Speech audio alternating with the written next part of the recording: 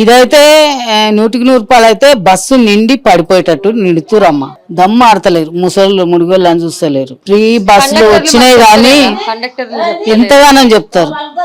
Interviews, podcast, political ads, business ads, social media marketing, digital promotions. Contact KRTV 9281041008. Mail ID krtv.md@gmail.com.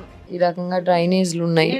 మరి అడగరా దోమలది కొట్టడం రావటం లేదు. ఇవి డేనిస్ వారానికి ఒకసారి నిండుతుంది. ఇవి సాఫ్ చేస్తలేరు. కంప్లైంట్ ఇస్తలేదా? కంప్లైంట్ ఇస్తుర్రు, చేసే కాడికి వాళ్ళు చేస్తుర్రు, అయినా నిండుతున్నాయి. మరి అవి లోపల మొన్ననే వేసిర్రు మోరీలు కూడా.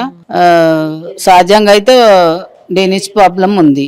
వాటర్ కూడా సరిగ్గా వస్తుందో లేదో. నువ్వు ఫ్రీ బస్ ఎన్నిసార్లు ఎక్కినావు? నేనైతే ఎక్కుతూనే ఉన్నామ్మా.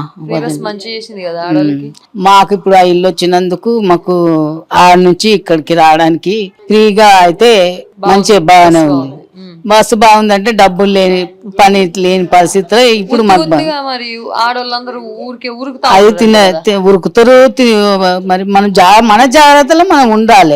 ఫ్రీ బస్ పెట్టిందని చెప్పేసి ఊరికే బస్సులు ఎక్కి తిరుగుతున్నారు ఆడవాళ్ళు అంటున్నారు. మరి మగవాళ్ళు ఏమో తిరుగుతురేమో కానీ అవసరానికి తిరుగుతున్నా నేను తప్ప ఉత్తగా అయితే మాట కరెక్ట్. ఇదైతే 100% అయితే బస్సు నిండి పడిపోయేటట్టు నిడుతురమ్మ.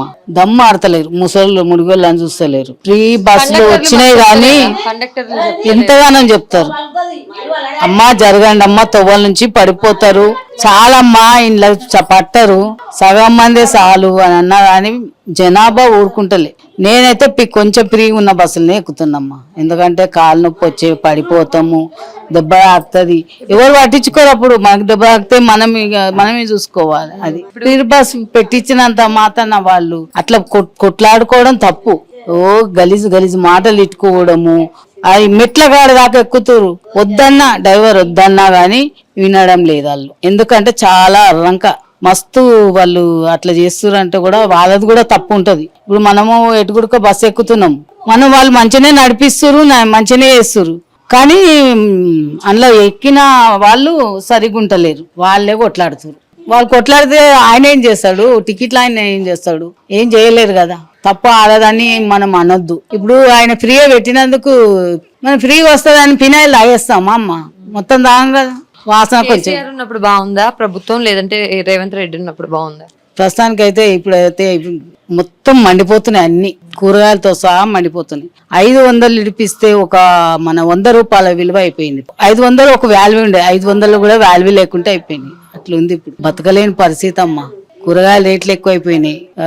మాకు ఇల్లు వచ్చింది కానీ తినడానికి మాత్రం చాలా కష్టంగా ఉంది అక్కడ.